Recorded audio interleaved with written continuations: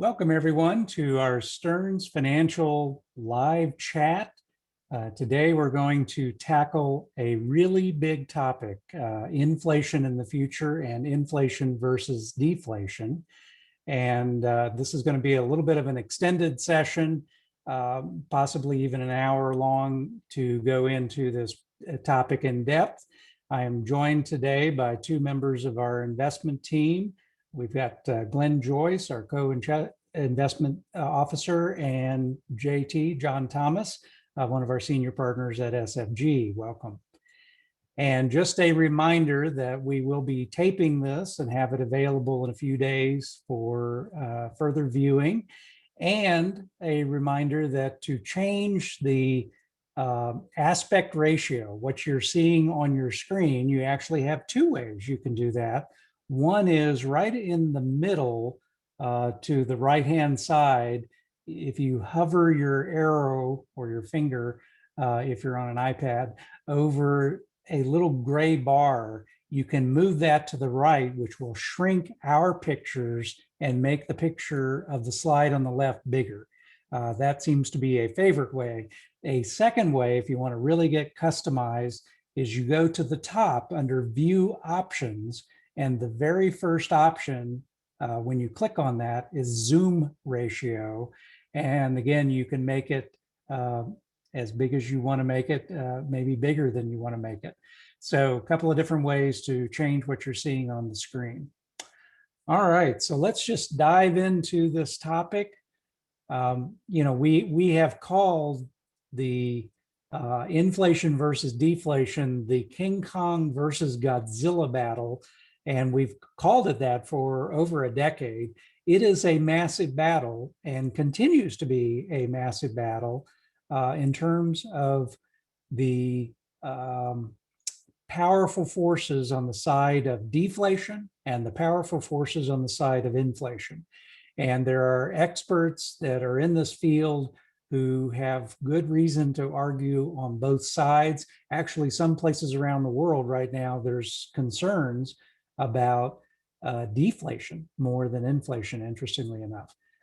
So the last 20 years, excuse me, cost of living for many Americans has increased by 50%. And again, that sounds like a pretty large number, and it actually is a fairly large number if you think about what you spend at the grocery store or other places. But it's actually only a compounded annual inflation rate of 2.3% a year.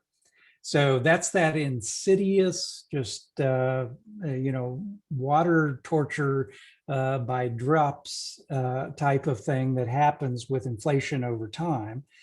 And then we have noted in our client budgets that lifestyle expansion, which essentially means buying a little better car than you used to, or maybe you stay at a 4-star hotel instead of a 3-star hotel, or maybe you upgrade your RV. We have a number of those going on right now, to a bit higher level.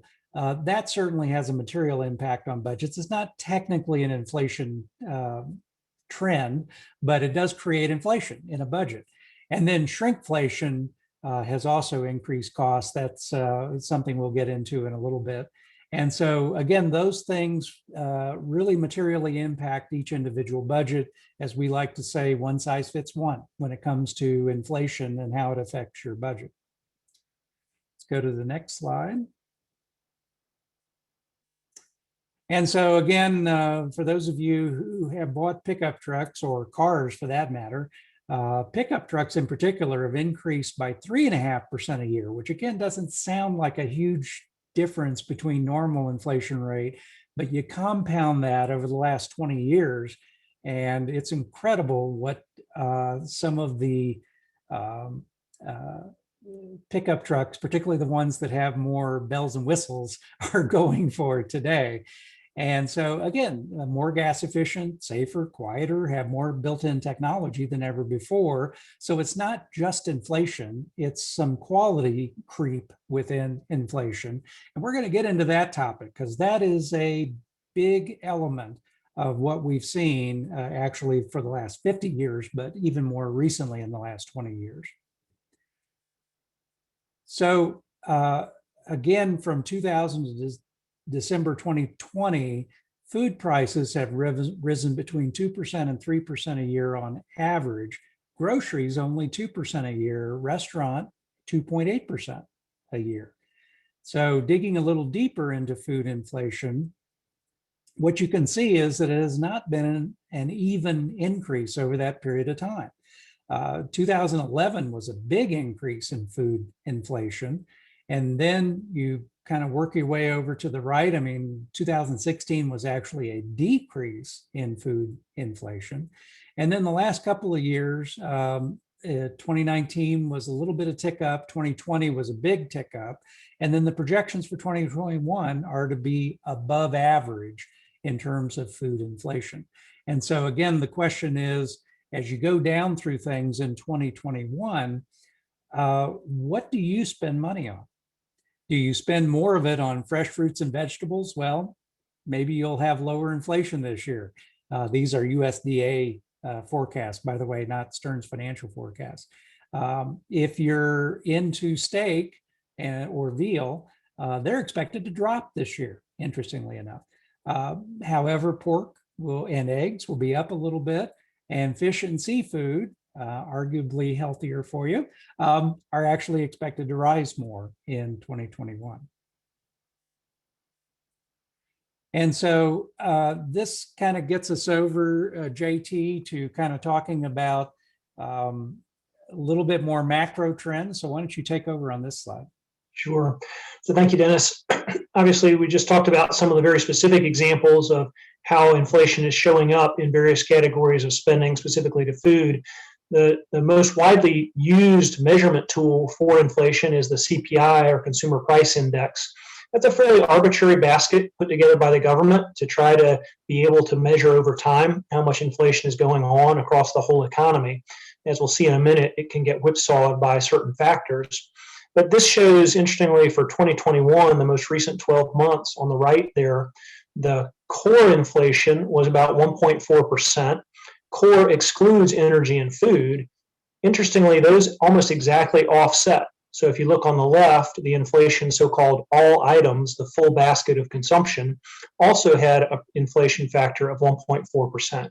Pretty modest in historical terms, positive, but not excessively so. So escaping deflation, but not problematic. As you think back over what happened in 2020, you can obviously recognize why those two offset each other.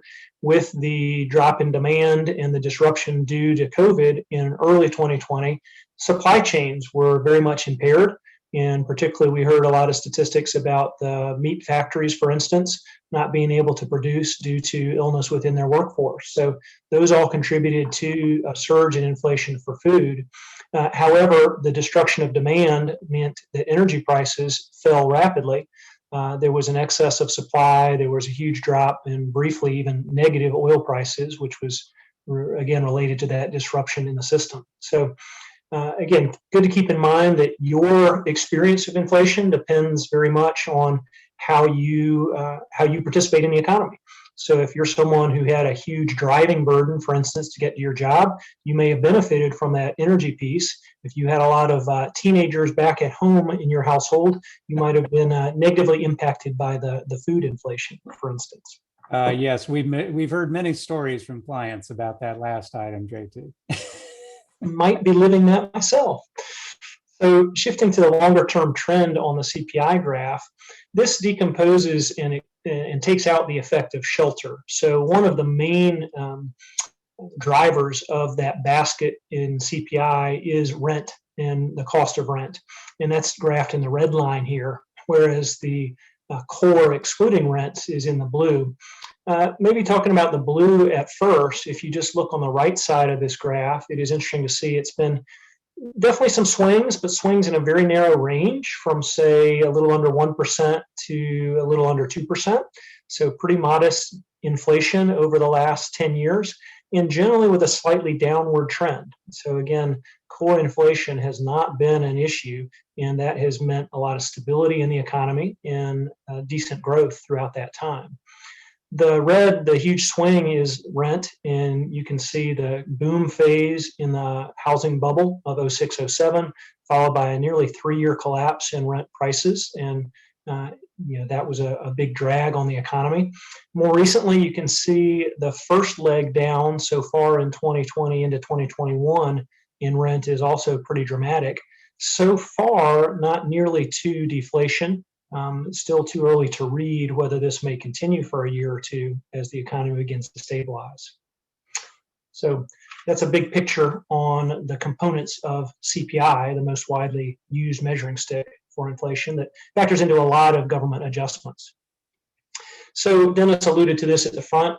We want to be careful to tread lightly. Inflation and the long-term trends is exceedingly complex, and obviously there are a lot of different academic and practical perspectives on it. So we don't mean to provide any false certainty on this. This is definitely just to illustrate that there are a lot of different perspectives, and the recent attention in the press around inflation may be a little bit overdone initially. But if you think back to the theories around inflation, Milton Friedman, who won his Nobel Prize in economics in 1976, in part due to his theory of monetarism, he really brought out the he featured the role of the Federal Reserve and money supply management to work alongside the Keynesian ideal of government spending, helping to drive or moderate recessionary forces in the economy. But Friedman, he talked about money supply having real short and long-term effects, that specifically money supply affects price levels. And so his second most famous quote was, "Inflation is always and everywhere a monetary phenomenon," closely followed by the maybe more easy to interpret phrase, "Inflation is caused by too much money chasing too few goods."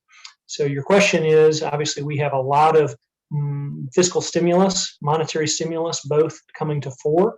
And so that's legitimately giving rise to concern about that chasing effect. So if we switch over to looking at the money supply and its movement, M2 velocity. M2 is a measurement of the stock of money in the system, and velocity is simply a measure of how often it changes hands. So here we're looking at essentially GDP, gross domestic product, divided by the number of times divided by the money supply. So what's really striking here is how that velocity has collapsed. So if you think about money chasing goods, if I'm trying to spend it on a high frequency basis, then you're going to have a lot of velocity. So again, over the last 20 years, the last time velocity really moved up was in the dot-com era. Ever since, we've had this persistent slowing in people spending their money more slowly, increasing savings rates, things along those lines. So money is only changing hands about half as frequently as it was 20 years ago. So if we link that to, sorry, go ahead, Dennis.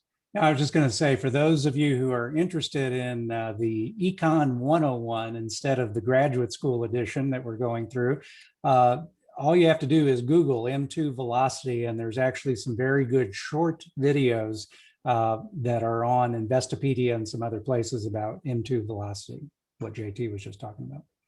Okay, good, thank you. So if we now link the velocity to the supply on this next chart, you can see the contrast. So the darker blue line is the one we just looked at, measuring how frequently money changes hands. The light blue line, ramping up from the left to the right, is the money supply. And it's interesting in retrospect to see that money supply, though it continued to kink up during the financial crisis in 08 and 09, it was nowhere to the scale of what we've seen in response to the COVID crisis over the last year. So a really dramatic increase in money supply, not just in the US, but globally. But that corresponds to a collapse in the velocity. So what this suggests is, with that shrinking velocity, there is actually probably a good bit of room for the money supply to expand without kind of puffing up the balloon of inflation. Again, that money supply has a more dramatic impact when the economy is operating near full capacity. And clearly the real response, the reason that it's expanding, is that we're far from full capacity. So there's a lot of slack in the system still, with people being unemployed particularly. Again, the rent's coming down, as we saw. So the the bet by the Federal Reserve is that the money supply can be expanded and not have dramatic inflationary impacts. Obviously, we will be watching that very closely.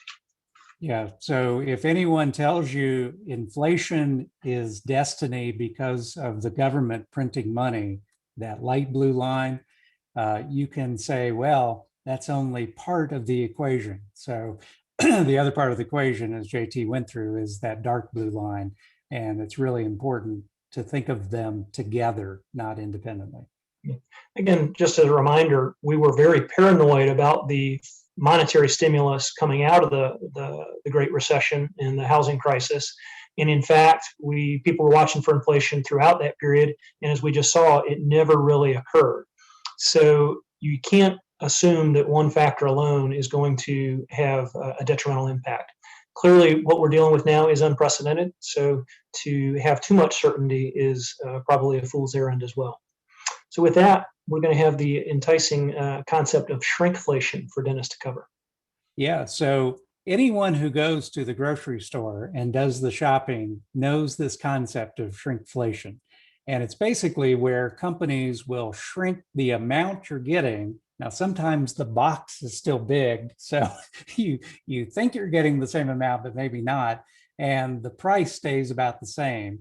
And so that has been a way that inflation has actually crept into some of the food we buy, even though we may not experience it as directly. Now, if you're getting teenagers, for example, out of the house and you don't need to buy in as big a bulk, maybe it's not a big deal.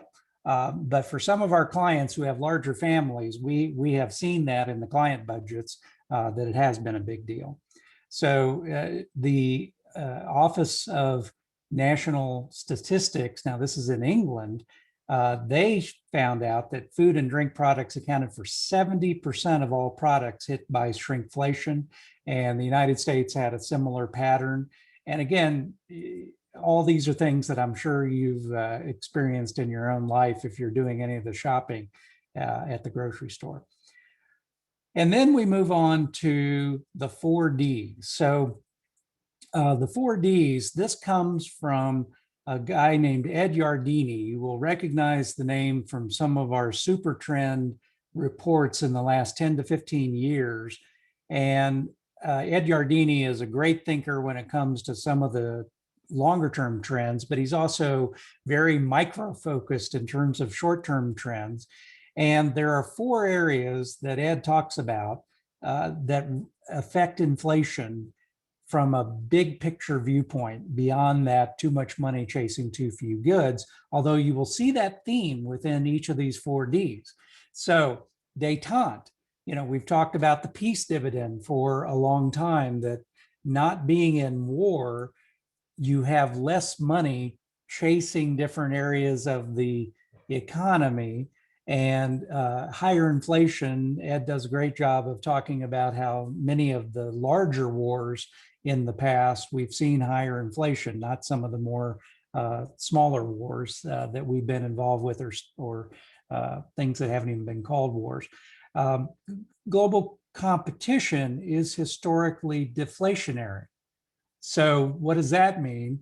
Well, if you're at war, you're not having as much intercompany or intercountry even competition, but certainly intercompany. And so when you're at peace, you actually get this deflationary piece that comes into the equation. Now, the third bullet, though, is a big one. Global trade tensions and the pandemic, they are causing businesses in the US healthcare in particular to diversify supply chains away from China.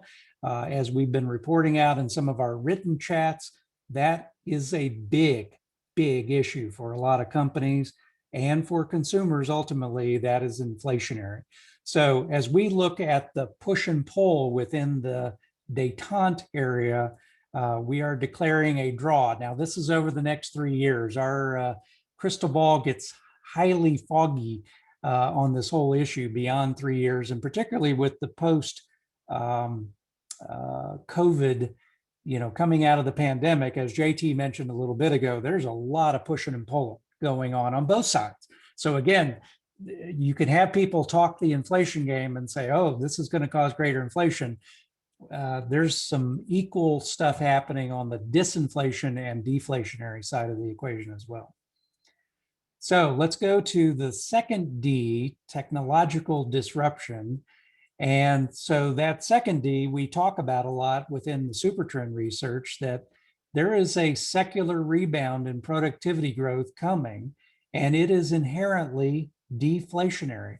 And so just was in a briefing with one of the premier experts out of Stanford on this, and that was exactly what he talked about. By the way, we'll be sending out some links to his TED Talk in one of our written chats, that some of this productivity gain that's going to be coming in his mind in the next 3 to 5 years, and he's done as much research on this as anybody in the country, is going to be pretty large, and it will be generally deflationary. And so future tech, it boosts efficiency and profit margin, leads to better cash flow, less labor costs per dollar of revenue growth. That is deflationary.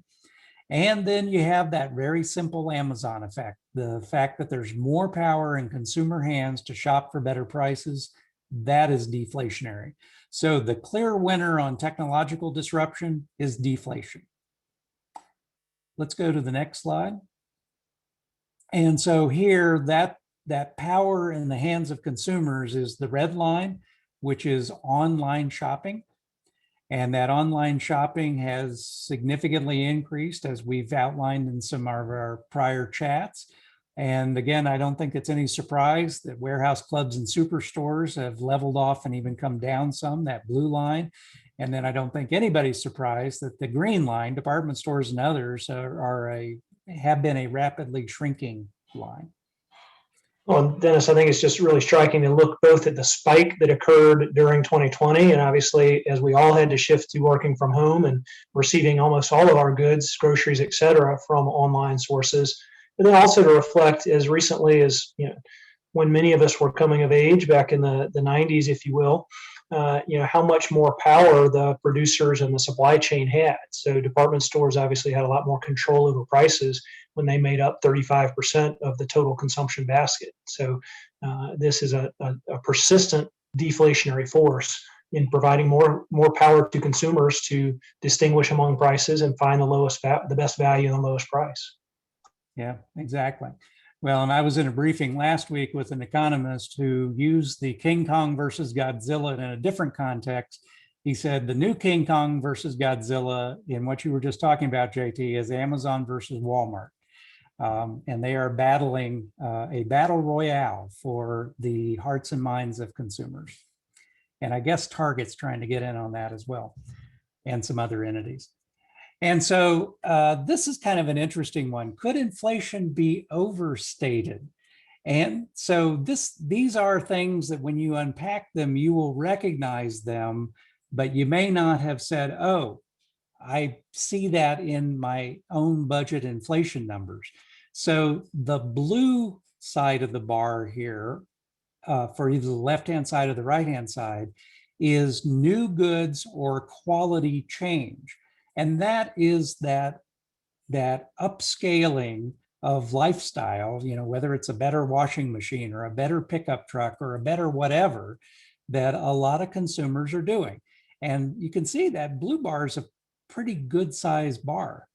And then the little red piece is new outlet bias. And what that essentially means is that some consumers really get a charge out of going to a new website or shopping in a new place. But you can see that one's not a huge impact in terms of the inflation rate.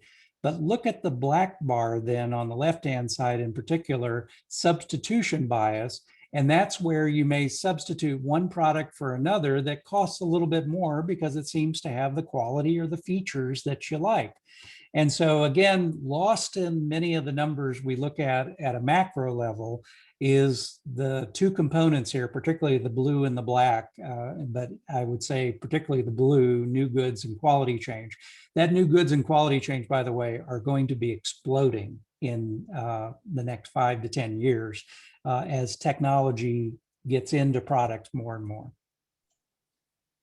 Again, I think the other way to think about this that's deflationary is just the capabilities you have now that you couldn't buy at any price 20 years ago. And obviously, the cell phone is a perfect example of that. But it shows up in cars, computers, TVs, any number of goods that their prices are coming down while their capabilities are still going up dramatically. Well, that's exactly right. And so now we get to another of the super trend forces. So just a reminder, super trends are globalization, technology accelerators, demographics, and urbanization. And so on the demography side, which some folks have said demography is destiny, we take a little more nuanced view to that, but demographics are pretty powerful. Glenn, walk us through this one of the 4Ds. Thanks, Dennis. Yes, we know demographics, it's a very powerful force for the economy. And if you think about where we are today, we know we're an aging population. The global economy has been getting older for quite some time. And that's things like the birth rate declining, living longer. Those are two powerful forces that have made that trend positive. And so as we age across the globe, we've got to think about what does that do to the economy? And I think generally thinking about an older population, you become less productive, at least from a work standpoint. The demographic piece is very powerful from that aspect. As you see more and more people getting their prime working years, obviously that's very positive in terms of productive assets, spending, consumption. But as people start retiring, their spending habits change a little bit. They save more, they invest more. And so that typically is deflationary. As the older population continues to get older, then that does tend to slow down the economy in some regards and also create this deflationary force. And so the good news on that, it would be healthcare would be the exception there, as mentioned, in terms of maybe using more healthcare consumption. But the key thing that is coming around the corner is, this echo boom or millennial generation. Echo boom just means a lot of these people are the offspring of the baby boomers.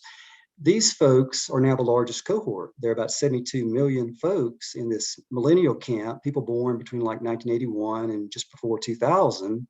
And so they're just starting to hit their productive stride now. And so we think that maybe being undersold right now in terms of their capacity to really be productive now that they're hitting their productive years. And so I think when you kind of put those two together and think about the baby boomers, starting to be more in retirement mode, and then this new echo boomer millennial generation kind of taking the baton, then I think it's really kind of a draw right now. And especially as we see the economy open up, we think there's a good chance that we'll see some positive news here from that piece on the echo boomers continue to be more productive, but also knowing that we got this inflationary overhang from the baby boomers. So it's more of a draw on this slide, I think.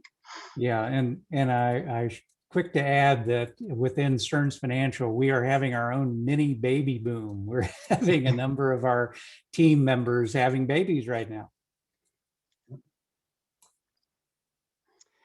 So this is a similar theme chart here. When you think about the age wave, that is a kind of a byproduct of the birth rate, fertility rate, and also the longevity, the lifespan. And if there's an interesting book out about 20-some years ago, an author named Harry Dent. You may remember it, those of you who read the book, The Roaring 2000s. And that was really a big part of that was talking about this age wave and how these cultural and these economic influences have converged, especially with the baby boomers being a big part of that. And this chart shows kind of the age wave along with the inflation trend in blue. And you think back about when the age wave was such a powerful force, the baby boomers were really driving that back really in late 70s, 80s, and 90s, even a little bit in 2000s, but they were really, once again, hitting their productive years in terms of consumption. They were obviously making very strong salaries. They were kind of at their peak from that perspective. And then we had this great moderation event that happened around 81, where a lot of things came into place here with interest rates and inflation and this great moderation that we saw a declining rate in terms of inflation expectations and then continuing on with that. And that really shifted things more to inflation with the assets, the financial assets, and was a very much part of the bull market we saw in the 80s and 90s. But really the last 40 years, we've seen inflation continue to become more moderate. I'd say the one exception would be the super cycle from commodities that China really and emerging markets spearheaded in really late 90s and in the first decade of the 2000s. So, but with that exception, it's generally once again been more of a moderate inflation trend and very bullish for financial market assets. Yep. In fact, you can see that spike in the blue right around 2006 to 2008. Um, Again, we can point to China for part of that, but we can also point to the big boom that we had in the United States in housing, and which obviously was followed by a big bust. Yep. All right. So medical care, this is a hot topic for many of our clients. Yeah, this may be somewhat a surprising chart for some. It's definitely been volatile, as you'll note. You're looking at CPI, like JT said, that's the more popular kind of headline measure of really any type of inflation. Here we're talking about medical services, medical care services. And then you see the personal consumption expenditures deflator, which tries to get a little more at the heart of how we're seeing that consumption change for folks. Usually the CPI number has been running a little higher than the deflator. And it's been a little more volatile. But if you look at this kind of big picture, you can see the trend has probably been somewhere in the 3 to 5% range on average, kind of an annual, can you annualize the number? You're trying to average it over a number of years going back to 1990. And so we know that medical care has been something a lot of businesses have been really trying to combat and trying to figure out ways to lessen the impact. And so we definitely have seen that be a little more volatile, especially more recently, even though the trend has been a little more down since the early 2000s. But we noticed it did ramp up more in this late part of the last decade. And we do know that there was obviously initiative around healthcare, Obamacare, trying to figure out ways if there was a way to kind of get a little bit of a cap on rising healthcare costs. And we know the pandemic also created additional volatility. As you see, the CPI number was definitely impacted there in 2000, coming back down. But generally speaking, the trend, at least it's probably a little more upbeat, I would say, than maybe most people would expect. But it's definitely been an area that's been very volatile and an area that it's been a very hard area for businesses to try to get their hands around and grapple with. I don't know if JT or Dennis has any other thoughts there, but I think that's kind of the main takeaway for me. Yeah, I would just reiterate, when we're doing our financial plan projections, we'll talk about some of these a little bit more. We're still using a 5% inflation factor for medical care. This chart is specific to medical care services, which does not fully incorporate the drug pricing, outside of the hospital system. So that is another significant factor. Yes, that big surge in the CPI measure probably includes the supply chain disruption for all of the protective equipment that was needed as part of the COVID response. So again, overall, we're still using 5%. This would suggest, somewhat surprisingly, that core medical service has actually been running less than that, despite what you might perceive. Yeah, well, that's right. And this is yet another King Kong versus Godzilla battle, because on the one side, you have the demography forces, an aging population, increasing cost of medical care. But you also have on the other side technology, telemedicine, and a whole variety of other things that are expected to decrease costs over the next 5 to 10 years. Again, hard to say where that battle will come out, but we will report out as we get more information on that in the future. So let's go to the next slide. Here we get into debt. So Glenn, looks like we got a lot of things to think about on the debt side here. Yes, Dennis, debt's obviously been a very, very focal point and something a lot of people have been looking at for quite some time now and concerned about, at least in the US, our fiscal health profile. Here we're looking at not only the consumer, but businesses and the government. And if you kind of go through those, I think the consumer, I think we normally feel they're in pretty good shape. They definitely have improved their financial health quite a bit over the past decade or so. And we know that last decade, 2 decades ago, during the financial crisis and the real estate market issues, like Dennis mentioned earlier, we know there was a handoff where the government stepped in and assumed some of the debt from the private sector, where we got a little overextended and obviously got a little bit too frothy with the real estate market in the financial area. But generally speaking, since that time, with the economy still moving forward and businesses and individuals doing much better, the consumer's in pretty good shape. And I think, and obviously we talked about things like declining rent, so the shelter costs coming down. And so there's a lot of things with lower interest rates that have really helped the consumer get in good stead here. So we think they're in pretty good shape, and businesses largely as well. Businesses have also benefited from low interest rates. Now they have been using debt. So when the interest rates have been low, they've taken advantage of that. So we do want to be mindful going forward that we want to make sure we know, if they're keeping things locked in at low fixed rates, which we think that's largely the case, but also just being aware that sometimes they can get into floating rate and things can get overextended when rates do rise. Not that we're predicting any major increase in interest rates, but I would say from the consumer and the business perspective, they both capitalize and taking advantage of the situation we've had the last decade or so and are in pretty good shape. And once again, it gets back to the government. The government has stepped in and is continuing to step in terms of stimulus and taking on a larger and larger balance sheet from the Federal Reserve perspective in terms of trying to keep and support the economy going.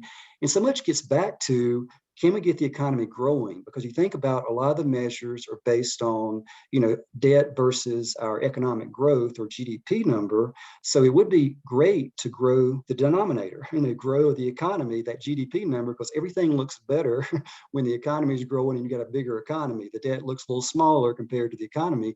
And so I think that's the goal. We definitely have this short-term focus right now. Let's get this economy back on track. Let's arrest and get things back healthy. But then we do have that bigger picture concern about what's our fiscal shape look like once we get back up to that steady state of growth. And that's what we got to eventually address. And so we're going to make some tough choices at some point. But once again, this pandemic wild card, it's taking the focus right now with stimulus, and we just got to get the economy back going. So right now, we would say inflation is probably, there's a little more focus on that probably right now, of that being a little more of the concern. But it gets back to, we don't think it's going to be a big number. It's probably more just going to be a little trend, a little higher, maybe between 2.5%, 3% perhaps. I know the Fed is fine with it getting above 2%. And we just got to kind of see how high it gets, but that's something we're definitely focused on as we go forward. Yeah, well, and so again, very complex landscape there. I think if you have a fixed rate mortgage, maybe you're not as worried about rising interest rates.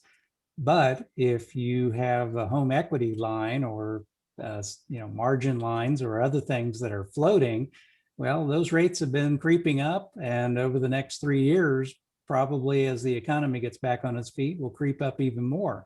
So that is a form of inflation. It's not something we think about as much, but certainly it's an impact on budgets for both consumers and businesses. So let's get into some of the other factors that could cause inflation. Yeah, let's go back to that one. If you don't, well, I'll step in here a little bit. Maybe JT has other thoughts on these other factors, but you think about things like supply-demand imbalances, and that's always something that can create inflation or create deflation. You kind of think about where we are today, and the thinking today is, as we come out of this, hopefully in this next year, as pandemic hopefully subsides and there's more in the rearview mirror, if we can get these vaccines out and everybody feels secure about getting out, then you start thinking about, is there pent-up demand in certain areas of the economy that may make things propel faster than normal? And there could be some pent-up supply as well, because people have been conservative in certain areas without the demand, and maybe they've got to stockpile more. So those could be some powerful forces. It's probably not equal across all sectors. And so some of the areas that have not opened up as much or most socially dependent, and you think about maybe some of the industrial space being a good place for me to be for that, just things that are going to really benefit from the bounce, then that could create some inflation. And so we're always trying to think about that. In commodities, we've seen that this year, some of it because of the weather. And so we've seen just some of the spike in energy prices more recently. But then you also think about geopolitics is always something to think about, and just things that create these kind of wild card scenarios. Now, this chart is getting a little bit more at that supply demand piece in terms of we've been kind of lean. And so back to my earlier comment, that if you are lean, then it's time to probably get the inventory back up and start preparing for things to pick up on the production front. Now, it's interesting when we think about service sector versus manufacturing sector. The service sector generally has been impacted a little bit more, I would say, especially areas that are more socially dependent. But as you can see here, we look at kind of where prices may be headed for whether it's service or manufacturing. We've seen obviously a decline, and now we're starting to see things kind of bubbling up a little bit. I think the service sector probably has a little more bounce. Maybe you can see that in the top chart, the black line, maybe a little more vertical potentially as we move forward versus the manufacturing. But both of them, when you think about pent-up demand, you typically think about manufacturing and goods and services having to be ramped back up. But both of them are very, I think, positive trends right now, and I think do speak to potential inflation. And maybe I'll hit on just a couple other areas. The commodity boom I talked about, and that's something that we are seeing again. And I think it's also the geopolitical piece, like I mentioned, is an area where we want to keep mindful, and that could be something that could flare up at any point.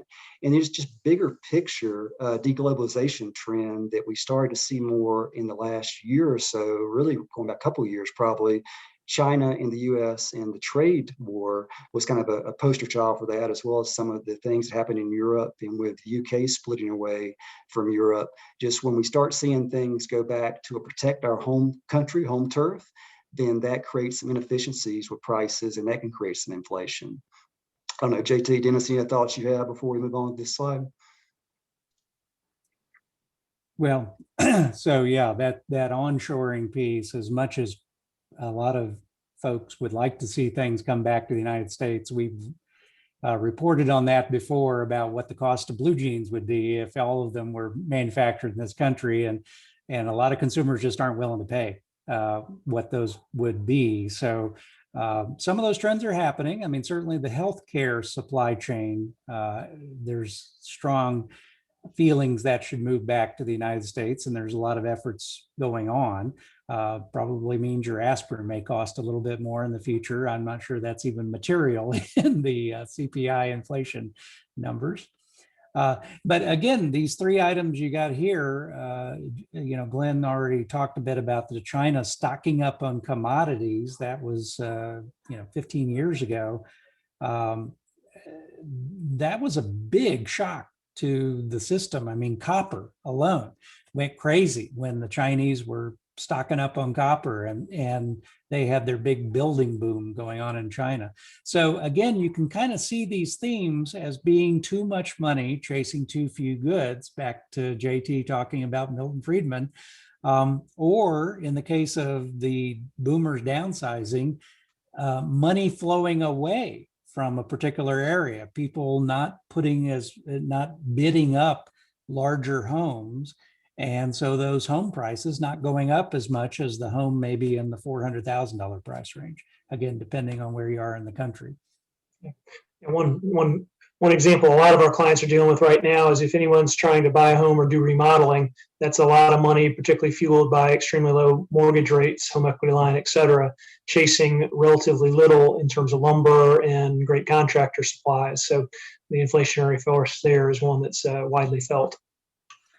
Yes, and we have heard from many clients that not only are the prices going up on that remodeling, but the quality of the people isn't always up to snuff. So that's actually a problem on both sides. We've heard many frustrations about that recently.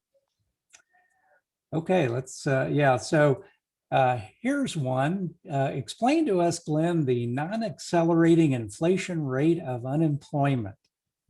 Yeah, this is an interesting chart here. So yeah, I think when you're thinking about the economy and you're thinking about the labor market, you're always trying to think about what's a healthy state of unemployment. Not that we want unemployment at all, but there's always kind of that natural state. We got as low as about 3.5%, I believe, right before the pandemic. And so we're still about 9 million jobs left to regain to get back to that peak. But you start thinking about, is there a certain level of unemployment where inflation starts to become problematic? If you think about more people are working, then generally spending is going to be encouraged. People will feel comfortable spending, and you start having more potential inflation by that money chasing too few goods. And so what we've seen really, though, and it gets back to kind of what we talked about with the 70s being a higher inflationary decade and some of the issues there with the oil embargo and just all the things that went into the inflationary period of the 1970s. And then we transitioned once again to that disinflationary period starting in about 81. And I think the unemployment trend more recently has been very, very low, like I mentioned earlier. And so I think when we think about this particular theme, it is one of continuing to be moderate or lower inflation inflation trends.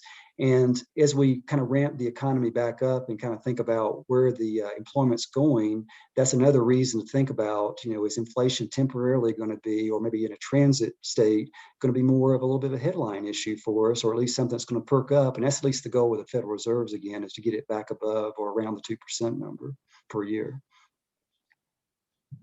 Yeah, and again, I think an important thing to think about here is the power of the labor unions, the power of the employee versus the company was a lot higher during those 1970s than it is today. Now, in the future, again, back to that technology briefing that I mentioned from the Stanford expert, he talked about the fact that everybody's worried about substitution risk in the economy, that technology is going to take over jobs, when actually more jobs have been created in history as a result of technology than have been destroyed. But it requires retooling of people to be able, retraining to be able to do that. By the way, his estimate was that K through 12 is behind in the United States in that regard, and the higher ed system is behind in that regard, and companies are ramping up to do that retraining. So more on that in future chats. It's obviously one of the key drivers of inflation across the economy is wage inflation. That is the largest share of total cost for any business virtually. So clearly we've seen a very moderating trend in employment costs. So the rate of inflation of wages, salaries, and benefits has been very benign over the last 10 years. So this is another reflection of how companies have been able to drive their profit margins to records, which is obviously a boon for stock investors. But it also points to kind of the power dynamic that Dennis alluded to in terms of thinking back on the left-hand side to the early 80s. As Glenn pointed out, we had the baby boom age wave. We also had a much larger component of people's of the labor force being in union type roles where there was much more bargaining power, perhaps. And at that time, you also had the basket of consumption being a lot more centered around energy. So you had a lot of factors that contributed to inflation then that are fairly absent now. So again, this is encouraging for businesses, though perhaps not quite as much for the workers, to see a very modest rate of inflation on cost of living adjustments. Yeah, and I will say that one comment on my technology briefing was that the workers who train themselves for the future skills that are needed will be in higher demand and will be able to set their income higher than those who don't. So that gets back, I guess to a certain extent, that's always been true, but probably more true than ever in the next decade. How about we pivot, Dennis, and now talk about a little more specifics, what we're seeing in our client experience and how we're reflecting that in some of our modeling. So really the question is, at different stages of their lives, how are our clients spending their money and what is their own personal CPI or client price index? So if you look at the younger set, sort of the emerging affluent client base, you can see the distribution of their spending is concentrated a lot in the housing sector. They have maybe 10% in other buckets of spending, but housing is a predominant share, which makes sense in terms of stage of life and some of the earning ratios. Obviously, many folks with expanding families are going to buy a little bit larger home, and the costs of that are going to eat into their ability to spend in other areas. But if you contrast that with the retired spending analysis, and you can see a pretty stark replacement as folks pay down their mortgages, as their income, overall assets are higher, they're swapping over some of the housing costs into areas of recreation and ultimately often medical care as well, as they're having to need more treatments and services along the way. So that's the clear result of some of our work with clients, and that obviously affects the inflation rates that we build in to our plans. So if we go to how our spending matters, this is thinking about over the next 3 years where we might see some of those trends emerging in the basket of services that clients are spending. Dennis, you want to chart us through these next two? Sure. And so again, I think this goes back to one size fits one as we look at individual client budgets. The housing piece for some of our clients, if they have an older home and things are breaking, and particularly right now with the contractor issues, we're going to probably have higher costs within that area. We have some clients, however, their housing costs after they refinanced at lower rates and with a younger home or a more modern home, virtually no inflation at all. And so again, I think some of that's got to be customized. Food and beverage, again, we've sort of jokingly said the more teenagers you have in the house, maybe this number is higher.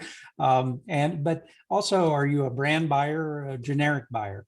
And again, we have clients all over the board when it comes to that. Apparel, I would hate to be in the tie business during the pandemic because I think most of those have disappeared. Not all, but apparel flat to falling prices. But again, lifestyle inflation. We have some clients who are wanting to get dressed up more for Zoom calls. Now, maybe it's only the top half of who knows what they're wearing, sweatpants on the bottom half. Transportation, again, rising. Now, this is a 3-year estimate. We think gas is going up. But again, we have to keep it in perspective. It's still lower by a lot, the price at the pump, compared to where it was just a few years ago. Recreation, flat to rising. Now, some of our clients are getting some really darn good deals, booking out ahead when they think the pandemic will be over. But those deals are starting to go away and will probably dry up completely when people really feel safe being able to do those kinds of adventure, experiential travel kinds of things. And so again, we think there's probably some increase in costs there. Other goods and services, that was a very small area actually for both categories. And so some areas are deflationary, technology in particular, deflationary, and rising in some other areas. And then charitable, obviously, that's just completely discretionary. There's really not a built-in charity inflation. And then medical care generally rising, although telemedicine is deflationary and some of the other things we've seen that are coming on as a result of the pandemic are deflationary. But we still think that having that higher inflation rate built into our roadmaps is appropriate, at least for the time being. As JT mentioned, there's been some a little bit of downward pressure in some of those categories more recently. And so how you spend matters. The inflation trends, we think for younger clients, they're going to be flat or slightly above trend the way they spend money. Again, this is an average. We have some millennials who spend money radically different than other millennials. But in general, we think there will be modest 0 to 0.5% above regular inflation numbers for them in the next 3 years. Early year retirees, we think maybe they'll be above trend. Maybe 1% above normal inflation rates.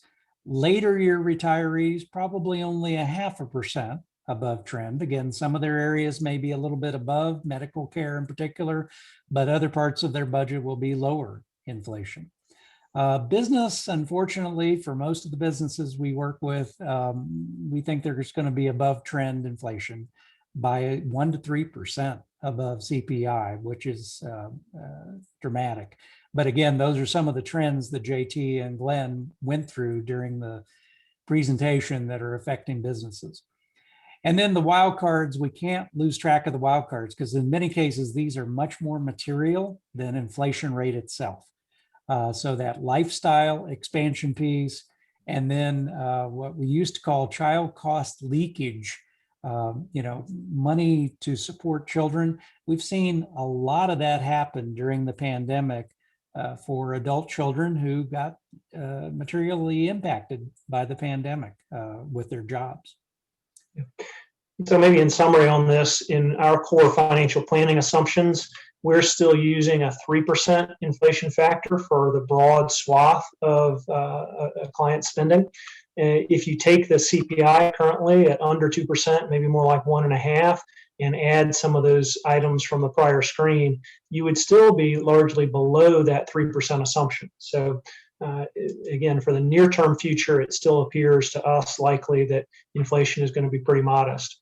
And that's really what shows through in the summary here, that hopefully we've been able to expand a little bit more on those, the 4Ds and some of the broad themes that are still deflationary or disinflationary that can offset some of the monetary stimulus effect that many people are fearful.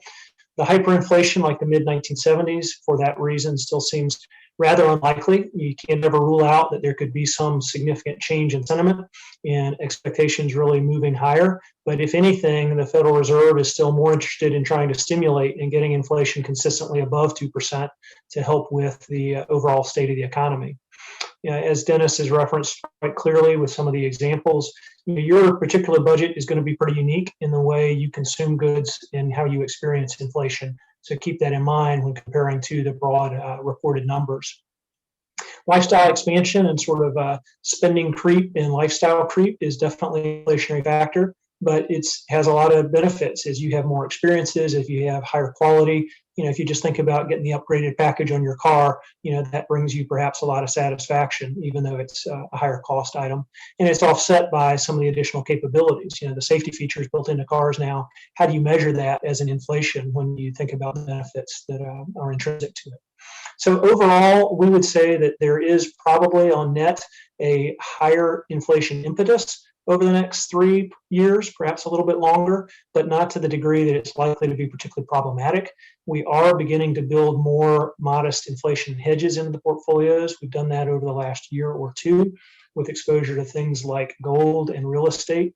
And just keep in mind that because companies, the stock investments that you have, because those companies can often pass through inflation that they're receiving in their inputs to consumers in terms of their revenue line, their profit, their ability to maintain profits tends to be a very good hedge against inflation along the way also. So again, we want to keep all of these factors in mind as we build portfolios, and glad to receive your questions around how inflation might affect your system.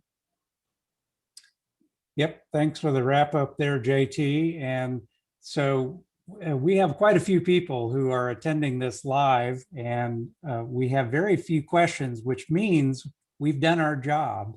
But thanks to many of you who have given us your Q&A in the last couple of weeks. We tried to build that into this presentation and anticipate what some of your questions are. So I think we might have gotten an A on that one, team. And again, a very big daunting area. We will continue obviously to report out on various elements of this in the future. On behalf of JT and Glenn and our entire SFG team, thank you for watching and listening, and we will see you soon.